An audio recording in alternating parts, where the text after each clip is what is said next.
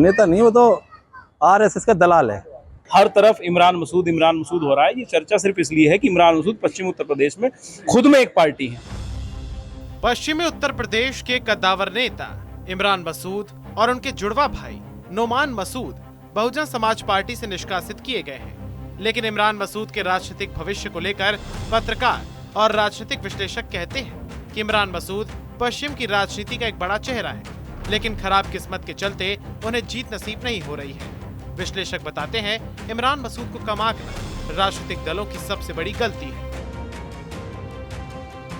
देखिए, ऐसा पहली बार हुआ है कि इमरान मसूद जैसे बड़े और कद्दावर नेता को पार्टी से निकाला गया है।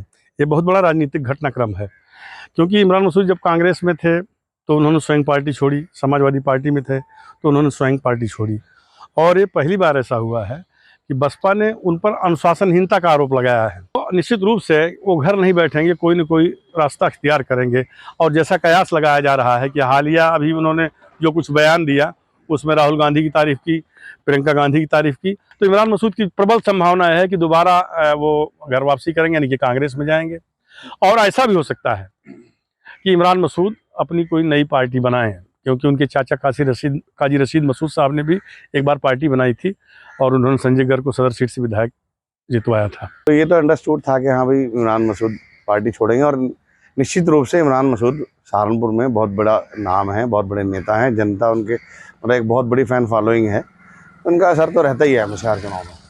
ज़्यादा संभावना मेरे हिसाब से इनके निर्दलीय चुनाव लड़ने की रहेगी, क्योंकि इंडिया जो गठबंधन है अगर बसपा में जाएगी तो यहाँ निश्चित रूप से फिर कांग्रेस का रास्ता बंद हो जाएगा। तो उस हालात में भी इमरान मसूद के लिए कांग्रेस में जाना ना जाना बेकार ही साबित होगा। इसलिए ज़्यादा संभावना यही है या तो ये अपनी पार्टी बनाएंगे या निर्दलीय चुनाव लड़ेंगे। नहीं, निश्चित रूप से नुकसान तो पहुंचाएंगे। अपना इनका वजूद है, यहाँ पर लोगों को पकड़ है, बहुत बड़ा इनका वर्ग है जो इनके साथ है, क्योंकि जनता के नेता माने जाते हैं यहाँ पे। वहीं इमरान मसूद के दामाद और भतीजे शियान मसूद कहते हैं, हमने बसपा की सदस्यता शुल्क वाला एजेंडा पूरा नहीं किया और बीएसपी को सही रास्ते पर लाने का प्रयास किया, जिसका हमें खामियाजा भुगतना पड़ा, लेकिन बीएसपी को इसका दुष्परिणाम भुगतना होगा।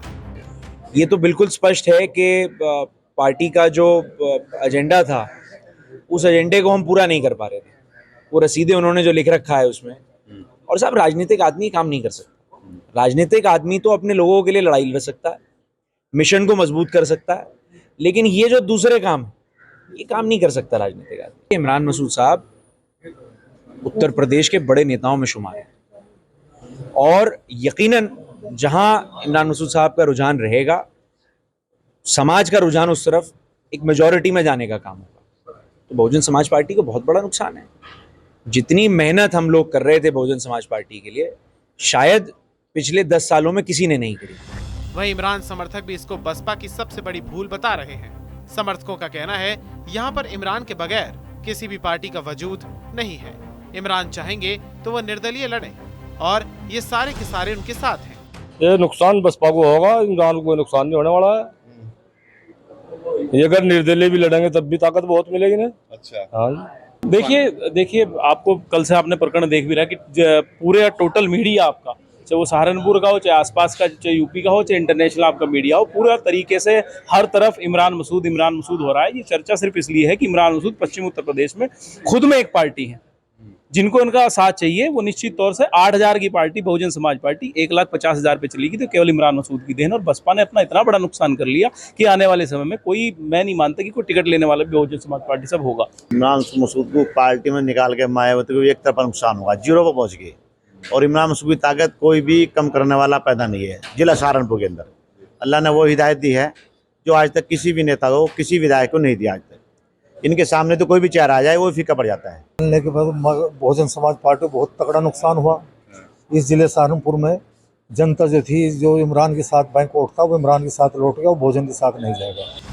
सपा के पूर्व जिलाध्यक्ष मज़ाहिर हसन मुखिया इमरान मसूद को बसपा से निकाले जाने पर अफसोस जताते हुए उन्हें अच्छा नेता बता रहे हैं। साथ ही उन्हें अपनी पार्टी में शामिल करवाना चाहते हैं। जबकि समाजवादी पार्टी के नेता चौधरी अब्दुल गफूर को इमरान मसूद नेता नहीं बल्कि आरएसएस और बीजेपी का एजेंट दिखाई देते हैं।